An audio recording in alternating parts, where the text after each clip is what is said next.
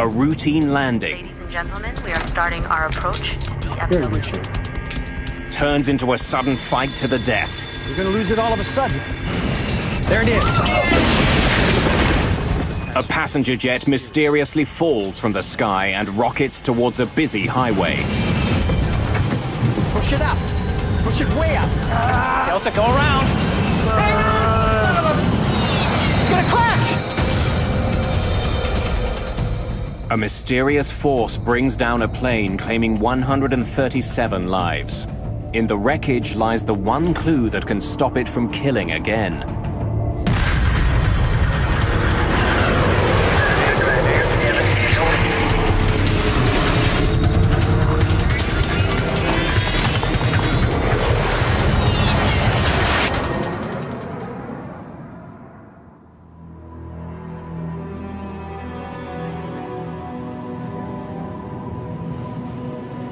August the 2nd, 1985.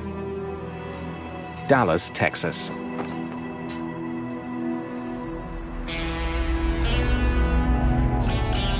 It's a very hot day, even by Texas standards. See you all tomorrow. Temperatures soar to 101 degrees. Rain coming. Should cool things down a bit.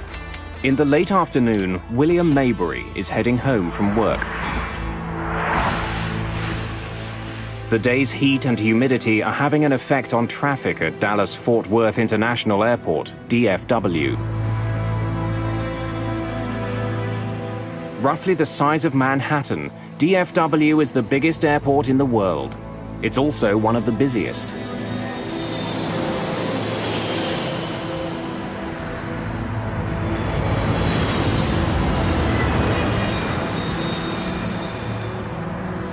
The heat has triggered some afternoon thunderstorms at the airport, creating a backlog of planes waiting to take off. American 631, you are cleared for takeoff. Air traffic controller Gene Skipworth is in the tower today. He's been working there for 14 years. With him is controller Mike Porter. Skipworth was not asking for help. Nothing seemed unusual other than the fact that we were starting to get busy and aircraft were starting to pile up.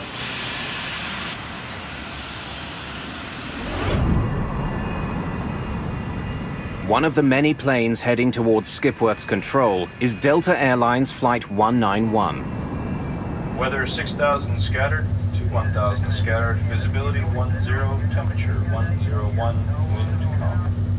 101? 101 degrees, yes, sir. Captain Ed Connors and First Officer Rudy Price are two of Delta Airlines' most experienced pilots. Second Officer Nick Nassick is the other member of today's crew. The crew is flying a 6-year-old L-1011 TriStar. The L-1011 is billed as one of the safest planes in the sky. There are 152 passengers and 11 crew members on board. They're scheduled to land in Dallas just before 6 in the evening. Good afternoon, ladies and gentlemen. This is your captain speaking. Hope you're enjoying your flight so far. Traffic is backing up at Dallas. All told, we'll be about 10 to 15 minutes late getting to the gate. Please let us know if there's anything we can do to make your flight more comfortable. The delay bothers Chris Meyer. He's a frequent business traveler who's in a hurry to get home to his family for the weekend. I've been down in Florida, Fort Lauderdale, for the last 2 weeks, and it was a Friday afternoon, and I was due to go home on Flight 191. One of IBM's best-known executives is also on the flight. Don Estridge led the development of the IBM PC. He and his wife are traveling to Dallas for a family visit.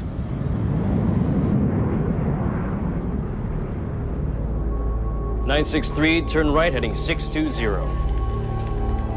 En route from Florida to Texas, Delta 191 will be in communication with several controllers. I'll turn you into Blue Ridge. It'll be about 0.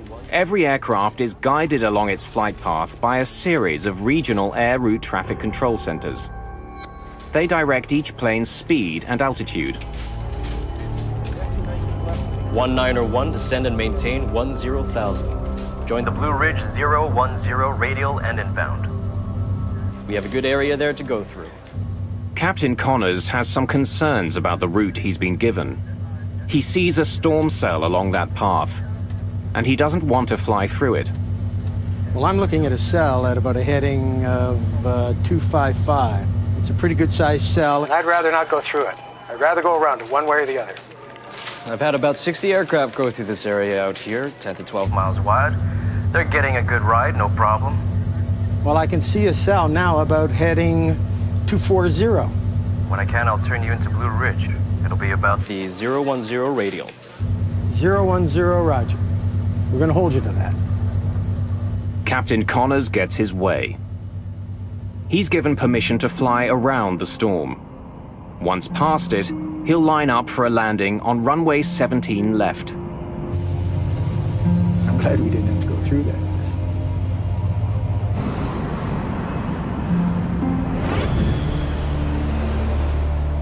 Friday afternoons are a busy time at airports. The afternoon rain is making this Friday even busier. 23-9er down to 618.96. The main priority for the controller on duty is to keep the incoming planes a safe distance apart. He wants them at least 4.5 kilometers from each other. That distance allows enough time for the violent air turbulence behind one plane to die down before the next plane touches down.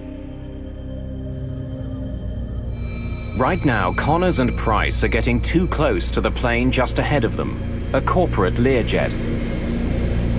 Delta 191 heavy. Turn left 10 degrees, reduce speed to 180. To put some distance between the two planes, the controller asks the Delta crew to slow to 180 knots. Delta 191. 330 kilometers an hour. Wilco. 10-degree flaps, please. You're listening to Dallas 105 FM. It's a wet one out there, folks, so drive careful. Heading home along Highway 114, William Maybury will soon be passing DFW.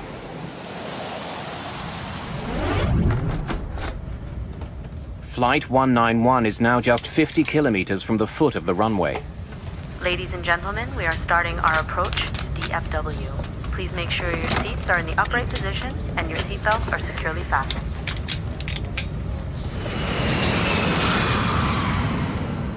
The crew begins their final descent into the Dallas-Fort Worth area. Attention all aircraft listening.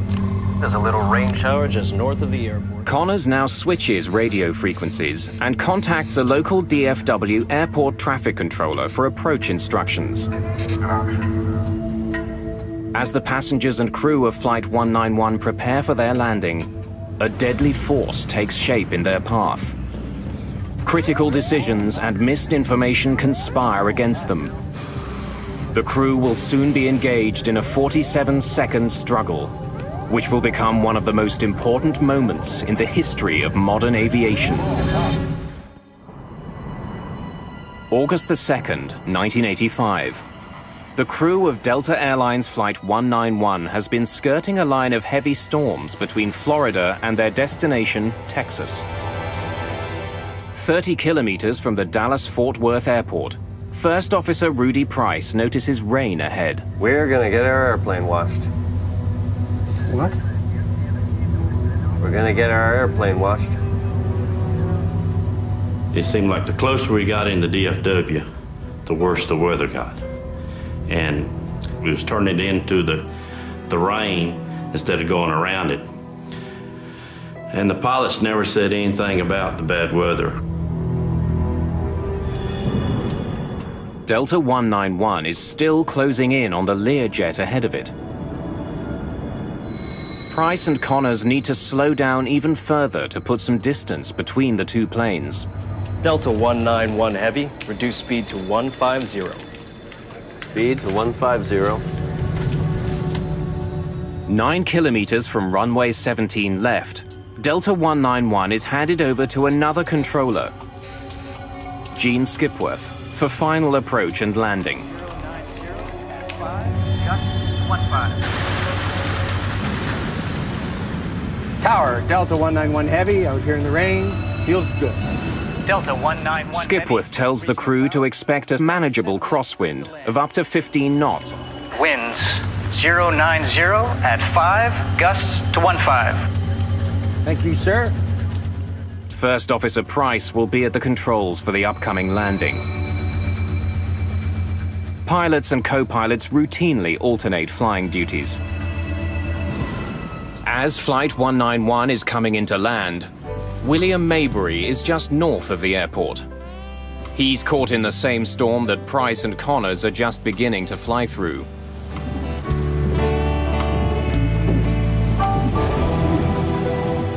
Before landing check. Landing gear. Down, 3 green. Flaps, slats. 33, 33, green lights. The crew suddenly notices that they'll be flying into more than a bit of rain. There's lightning coming out of that one. What? There's lightning coming out of that one. Where? Right ahead of us. 1,000 feet. I'll call them out to you. All right.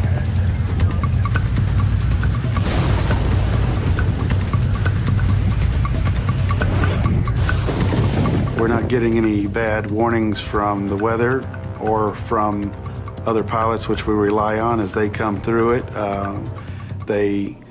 They need to report to us, and they do if they have turbulence or they have trouble on final or ran into anything abnormal.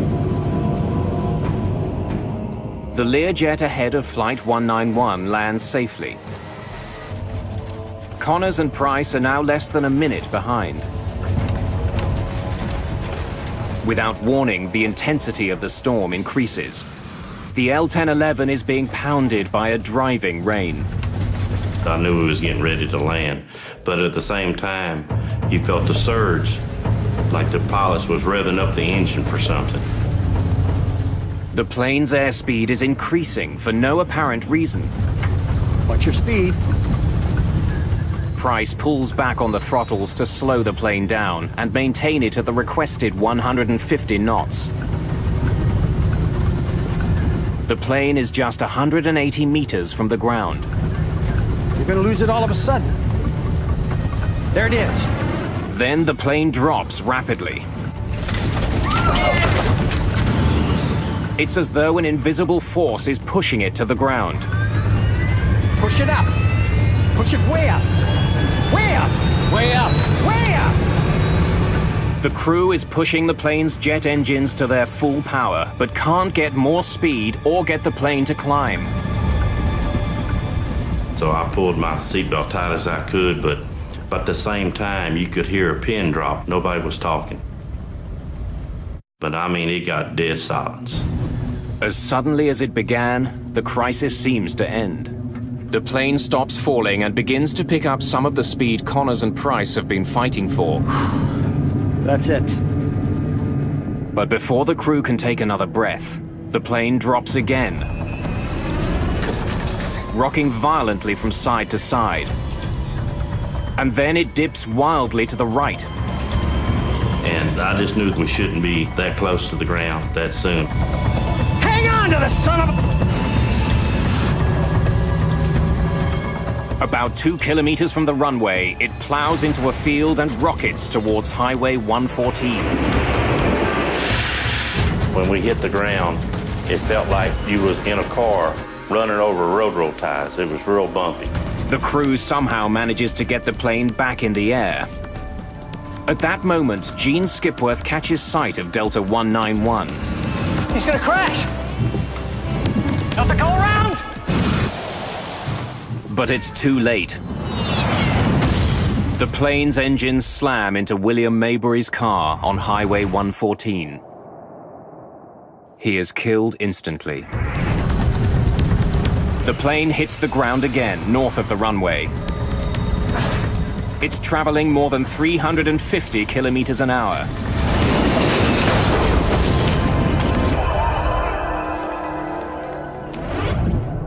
I must have caught sight of him just at the last millisecond, and he cartwheeled into the tank in just an instant, and then of course there was fire, not a ball of fire, but a wall of fire. It seemed like it was only a few seconds, 5 seconds at the most. I don't know how long it was. Everything was stopped. The resulting explosion is so powerful that the rear section of the plane is blasted backwards, away from the fireball. Then all of a sudden you look up and it's just nothing there. Everything's gone. You just see the whole big picture outside. Like the plane just opened up.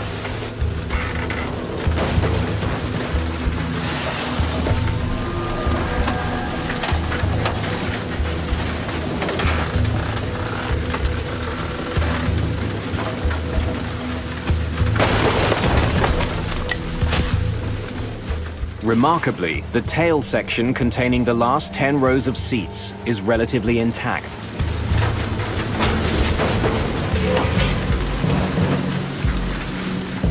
People just thrown around on the ground. Some were clothes on, some without clothes on, some were burned. It was something that you can't describe unless you're there to see it. It is something that you will never get out of your mind.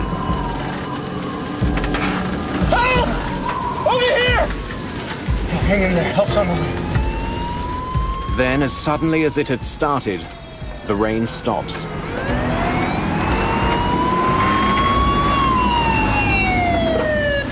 It takes firefighters less than a minute to get to the crash.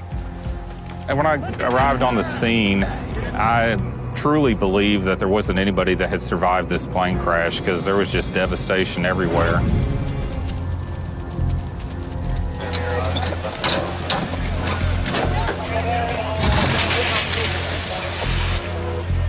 What I had pulled up on at the time was the wing section, which is the portion of the aircraft that carries the fuel. So there was a large amount of fuel and a large amount of flames.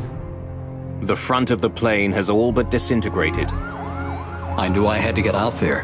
At the time, I was a stringer for Time magazine, worked with them on a part-time basis, called their Atlanta headquarters for this portion of the country. They said one word, go.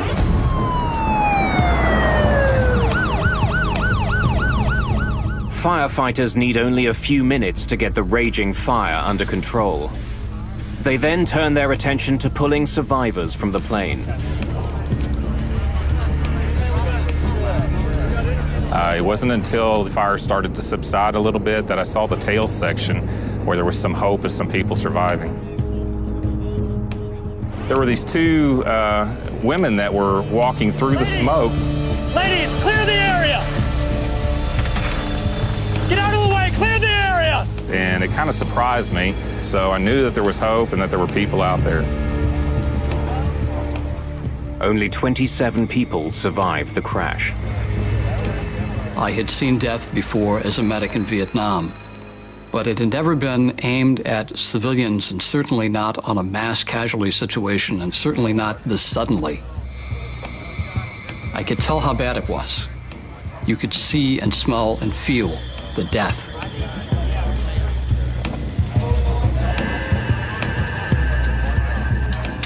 We felt like we did everything that we could, and we were just, we're just pleased that there were survivors.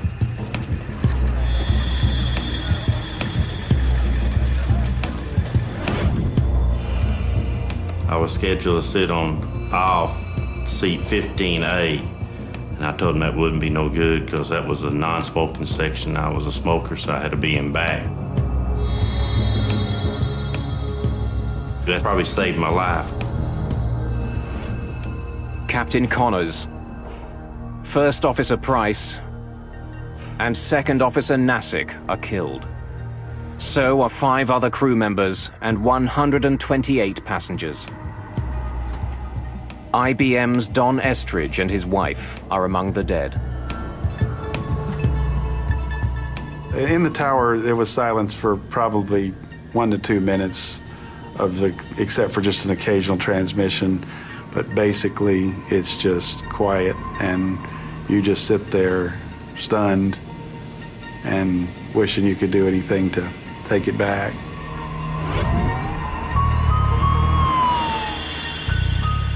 This is a monumental crash.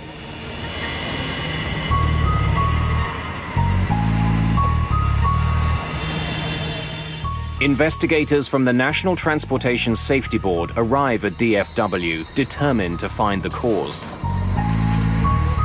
One of our field investigators would have been on scene trying to locate the flight data recorder and the cockpit voice recorder, which is, a very important part of the investigation. Investigators begin looking for evidence of mechanical failure. They examine the wreckage for clues that the plane was not responding to the pilot's command.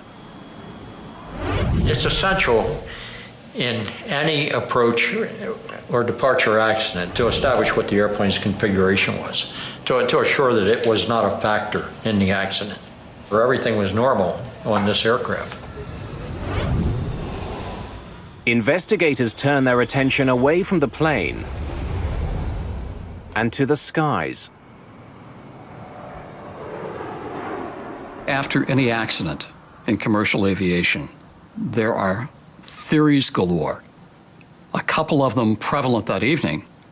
First, that lightning had struck the airplane. Secondly, that it had been hit by a mini tornado.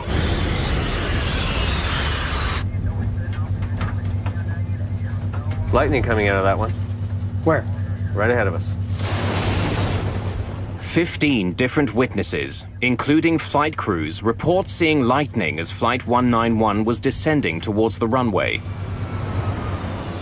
The investigators have to consider the possibility that Flight 191 was hit by lightning. Lightning is always something that you have to investigate to determine the possibility that lightning disabled some part of the airplane. In 1963, a Boeing 707 was struck by lightning. The lightning ignited the fuel in the plane's tank. The plane crashed. 81 people died. There had been a handful of similar crashes since then. Key pieces of wreckage from Flight 191 are taken to the NTSB lab in Washington, D.C.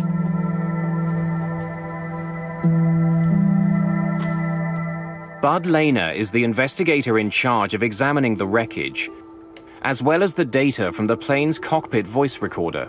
But sometimes it might be very difficult to find to determine where the airplane might have been struck by lightning and where the exit point was. Lightning coming out of that one. Where? Right ahead of us. If the plane was hit by lightning, there would be evidence left behind. A device called a static discharge wick is attached to the trailing edge of an airplane's wings. It redirects static electricity into the outside air instead of into the plane, where the charge could cause a fire.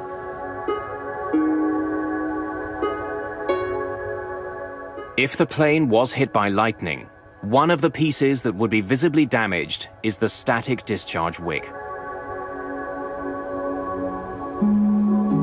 Nothing there. With lightning ruled out, investigators go looking elsewhere. They would soon discover the real culprit.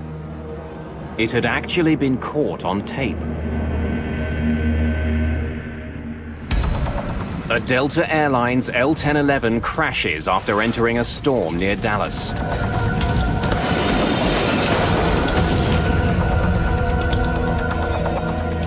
"137 people die. Investigators rule out mechanical problems and lightning as causes of the crash. Nothing there. The NTSB's Bud Lehner turns his attention to the plane just ahead of Delta 191, the corporate Learjet. He learns that it was less than a minute ahead and flew through the very same storm. After we had passed about 5 miles from the end of the runway, we entered a rain shower, what we thought was a light rain shower, and it turned out to be the heaviest rain I've ever seen before or since. In spite of the rain, Rufus Lewis managed to land his plane safely on runway 17 left. When we broke out of the clouds, we were high and hot. So we had to use all of the runway at DFW Airport. We landed, were able to turn off at the end of the runway. So why was the much larger L-1011 unable to land just moments later? Delta 191 Heavy, reduce speed to 15. To put some distance between Delta 191 and the Lear jet, the controller had asked Price to slow his plane several times. When Lehner plots the bigger plane's speed, then down to 150, he finds that it was coming in to land at 150 knots.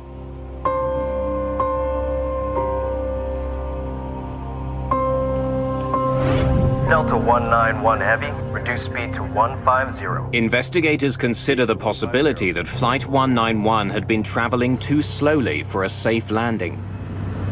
If you don't have a lot of extra energy, you don't have anything to trade in case you get in trouble. So a lot of times in adverse conditions, the pilots, they add another 10 knots for mom and the kids. Crews don't have to follow a controller's speed request if they think it's unsafe. Price did reduce his speed. He knew this plane extremely well. He had actually helped to rewrite the L-1011's operating manual. If the captain decided that 150 knots was too slow, they would have told the controller it was too slow and they wouldn't have flown it. Lehner consults the airplane's manufacturer and interviews other L-1011 pilots. He concludes that neither the controller nor First Officer Price made any errors regarding speed. Delta 191 Heavy, reduce speed to 150. This plane should have been able to land at 150 knots. Speed to 150. Bud Lehner still doesn't know what slammed Flight 191 into the ground. But soon he finds the clues he needs on the plane's flight data recorder. It logs every adjustment pilots make to the plane's controls.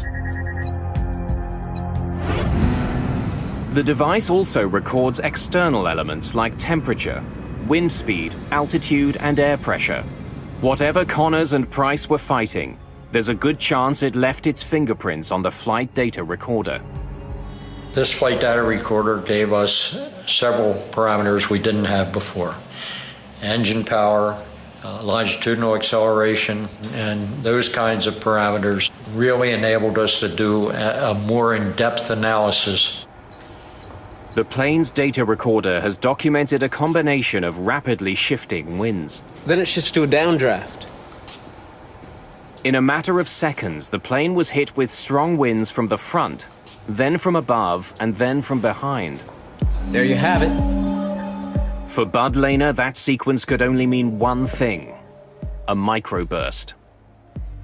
A microburst is a violent shaft of air falling from a storm cloud. Back in 1985, few people knew more about encounters between microbursts and airplanes than John McCarthy.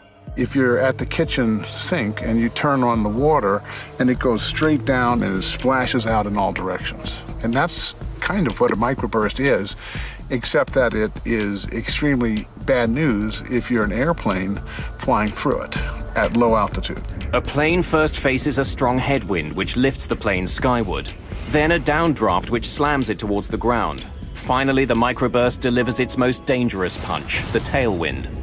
And you would get a rapid descent, a loss of lift, and a rapid descent towards the ground, and easily crash the airplane. A plane's wings need a steady flow of air moving over them. That's what gives them their lift. By inhibiting that flow, the tailwind reduces lift. There's no better recipe for a microburst than the weather conditions at Dallas-Fort Worth on the day of the crash. It had been extremely hot all day, and hot air rises. When that hot air meets the cold, moist air in the storm clouds, it cools instantly and rushes violently back to Earth. A microburst. It is a tiny thing, meteorologically speaking, compared to a big storm or a snowstorm or a hurricane. It's just like a needle in a haystack. At its maximum strength, it's no more than 2 miles across, and it lasts no more than 15 minutes. So if you look at that little space and time window, it's very small. And so the probability of hitting one is low. The odds may be slim, but planes do fly into microbursts. In 1975, an Eastern Airlines flight landing in New York flew into a microburst. It slammed the plane into the ground, killing 113 people. Then, in 1982, a microburst killed another 153 people when it struck a Pan Am 727, taking off from New Orleans. It was clear that 136 people on Flight 191 had become the latest victims of a microburst. Investigators had their culprit. Unbelievable. And thanks to Flight 191's advanced data recorder, they could paint a remarkably accurate picture of it. The killer had essentially been caught on tape. But what the flight data recorder doesn't explain is how such an experienced crew fell victim to a killer You're in good shape. they were all trained to overcome. When Lehner compares the pilot's actions to the actions of the microburst, What's your speed? he uncovers details of a fight to the death. A fight that the Delta pilots almost won. Lose it all of a sudden. There it is. He seemed to know what he was going to hit. What's your speed? The increase in airspeed prompted First Officer Price to reduce power to his engines. Power that he would desperately need in just a few seconds. You're gonna lose it all of a sudden. There it is. When Price and Connors entered the downdraft, Push it up. they were less than 250 meters from the ground. The captain knew the characteristics of a microburst. He'd obviously been given an introduction to wind shear and microburst characteristics in his flight training. When Connors and Price encountered the microburst's tailwind, there was very little they could do. They had insufficient speed and altitude with which to maneuver. If a pilot encounters a strong tailwind at 3,000 meters, he can point his nose down and dive to pick up speed and generate lift. It's called trading altitude for airspeed. But that trade wasn't available to Price and Connors. They were just 150 meters off the ground when the tailwind struck. The only way for them to gain airspeed was from their engines. Push it up. Way up. Co-pilot responds, the airplane stabilizes. I can see that most pilots would say, well, we're through with that, and rain's going to stop, we're going to land. Momentarily, their efforts seem to pay off. Their airspeed increases, their plunge is halted. But with Flight 191 less than 150 meters from the ground, this particular microburst delivered the ultimate blow. A fierce crosswind that forces their plane to bank dangerously to the right.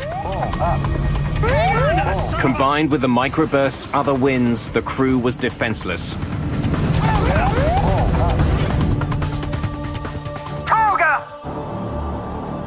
TOGA is takeoff go-around mode. And what it means to a pilot in that regime of flight is let's abandon the approach. We're no longer going to try to land this airplane. We want to do everything we can now to survive the wind condition that we've entered. The skill and experience of the pilots were no match for this microburst. It was too big, its winds too powerful and unpredictable. The entire fight lasted only 47 seconds. The pilots of Delta Flight 191 did their very best to recover from this situation, and it didn't work out. Investigators were left with one perplexing question. Why had Connors flown into the storm in the first place? Prior to 1985, the radars on board the aircraft were built to detect thunderstorms, essentially heavy areas of precipitation. They were not effective. They weren't even designed to detect the microburst. So those radars were essentially useless at low altitudes for looking at the microburst phenomena. Microbursts are invisible, but they generally emerge from storm clouds. That's why pilots are trained not to fly into storms if they see lightning. It's a pretty good size cell, and I'd rather not go through it. I'd rather go around it one way or the other. When I can, I'll turn you into Blue Ridge. It'll be about 010 radial. 010. Oh, roger. Captain Connors was not a risk taker. He was known as a cautious pilot. I'm glad we didn't have to go through that mess. It's hard to blame the aircrew. Their job is to avoid thunderstorms, and there's probably a forecast for thunderstorms every day at Dallas in the summertime. Which ones do you avoid? And it's a very difficult problem. Earlier in the flight, Connors had flown around bad weather. Investigators can only conclude that he underestimated the storm in his path at the foot of runway 17 left. When you're in a landing sequence at an airport like Dallas or Atlanta or Chicago, and you see other airplanes ahead that are landing uneventfully, you might get the impression that there's a thunderstorm there, but I'm going to pass through it very quickly, and it's not going to be a factor for me. Airports like DFW have sophisticated systems in place to provide weather information to pilots. A thunderstorm at the end of a runway is the kind of threat they were designed to identify. But this deadly storm managed to foil those systems. As Flight 191 was approaching the airport, the weather at DFW was changing very quickly. Attention all aircraft listening. There's a little rain shower just north of the airport. Captain Connors heard that part of the message, but then he switched his radio frequency for his final landing instructions. The Delta crew never heard the last part of this message about weather ahead. There's a little bitty thunderstorm sitting right on the final.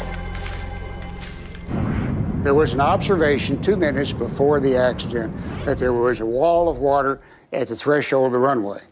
It's been my contention that that information would have been very important to the flight crew. Radar readouts from the day of the crash indicate that the storm cell Connors and Price flew into grew out of nothing in a matter of minutes.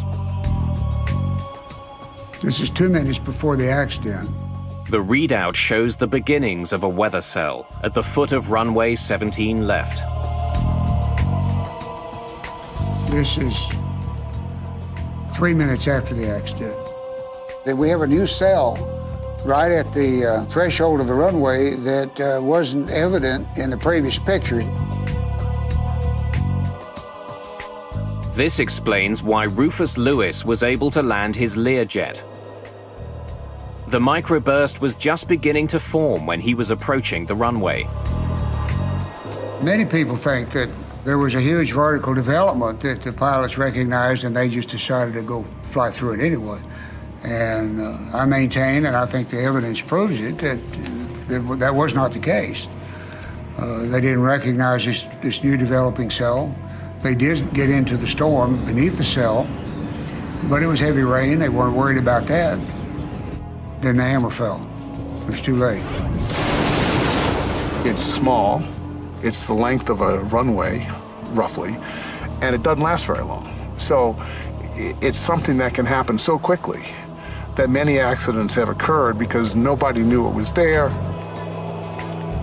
The storm arrived at the foot of runway 17 left virtually unannounced. But once there, it attracted a lot of attention.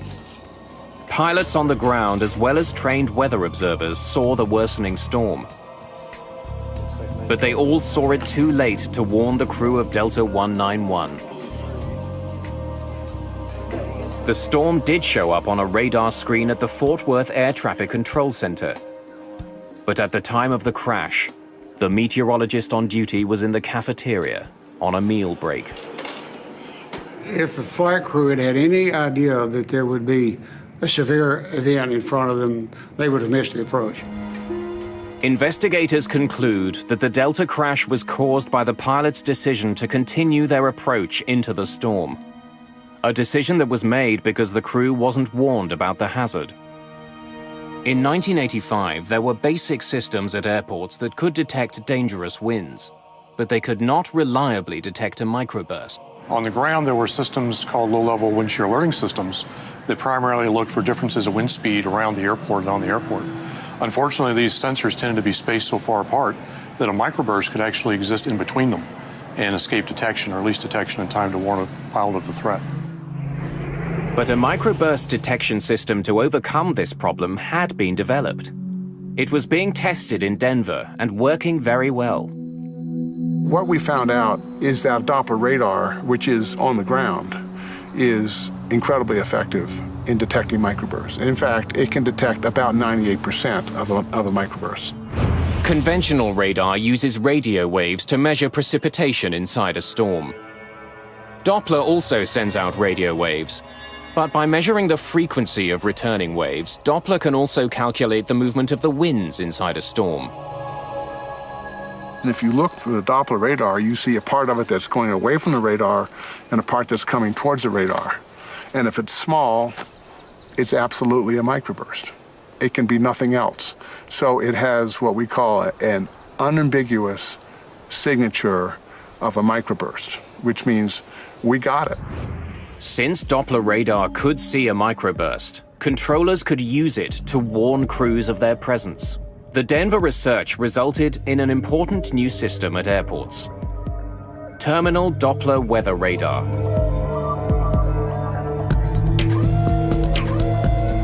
When the system detects dangerous conditions, it relays a warning to air traffic controllers,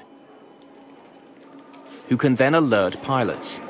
Flight 236, microburst alert. 50 knot lost. 1 mile final. Stay in tensions. After the crash of Delta 191, the Federal Aviation Authority, the FAA, hurried to install terminal Doppler weather radar at high-risk airports.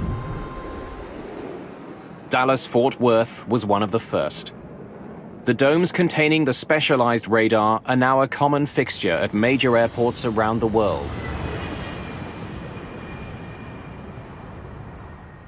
But radar on the ground can't get the warning to the pilots fast enough. We also have an issue of ground-based systems in that it takes time to communicate the threat to the crew. The system has to detect it on the ground. It would typically go to a control position in the control tower and be relayed by voice to the pilot, which can introduce a delay of 10, 15, 20 seconds, which could be very critical. Planes also needed on-board microburst detection. A team from NASA began developing such a system by flying into the most dangerous microbursts they could find. 0. Here we go. Take it. Straight ahead. By risking their own lives, they would eventually save thousands of others.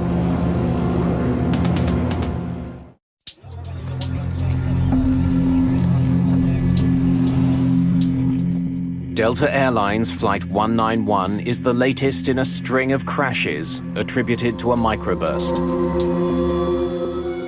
Since 1964, microbursts were shown to be the cause of 26 accidents, claiming more than 500 lives. The public is unnerved. Politicians are demanding answers.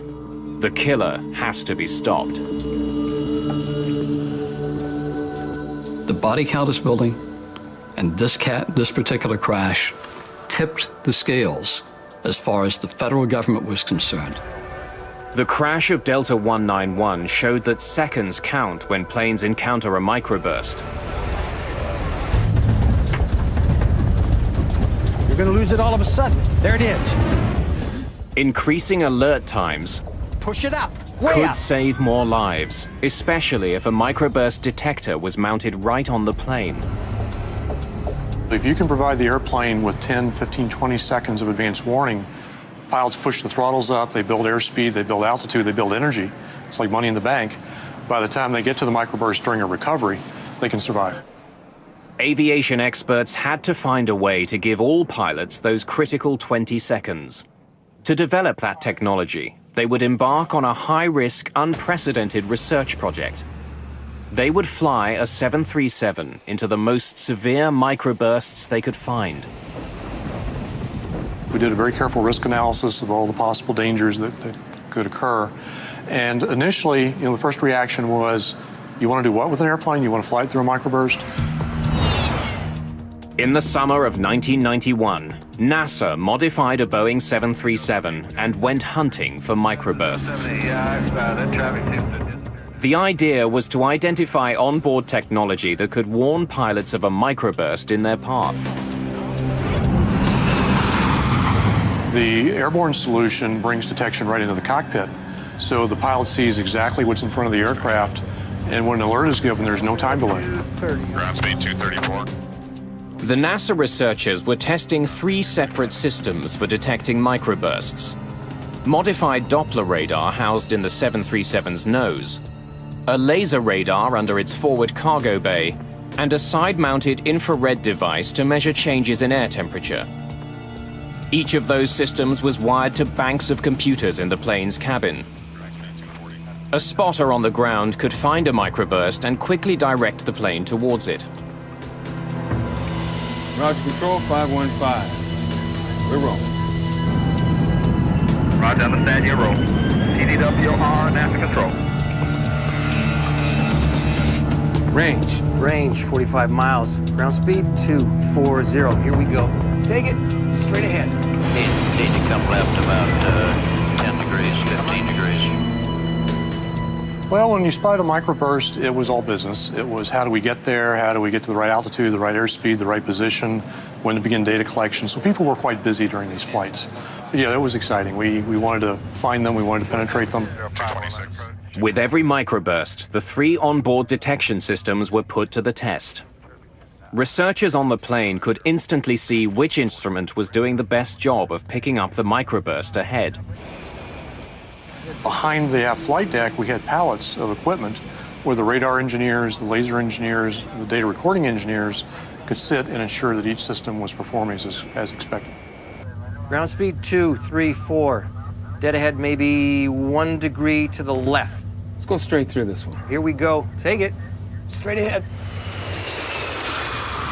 We started with very, very weak microburst.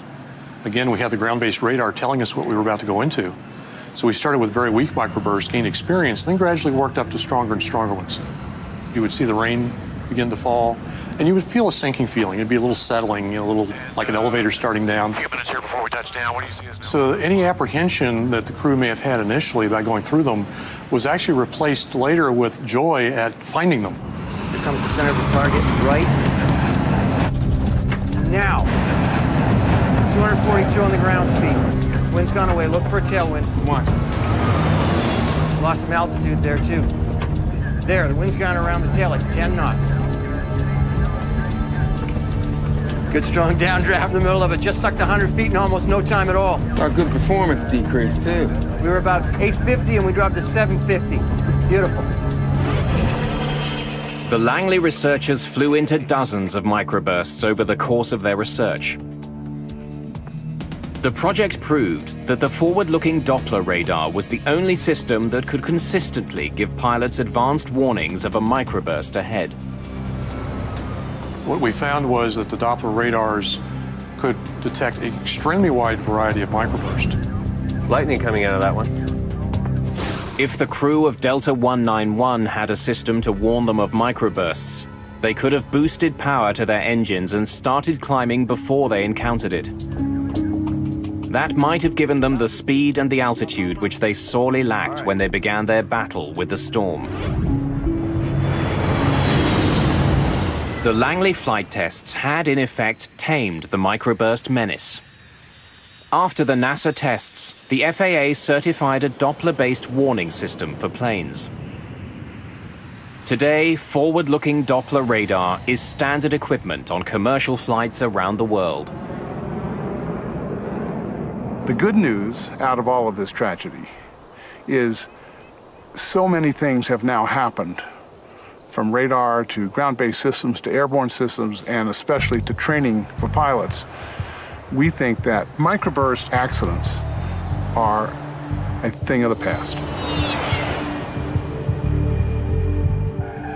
If there is one crash that we can look back on now and say, this made things safer because we learned from it, it was Delta 191. The changes made after the crash of Delta 191 have saved countless lives.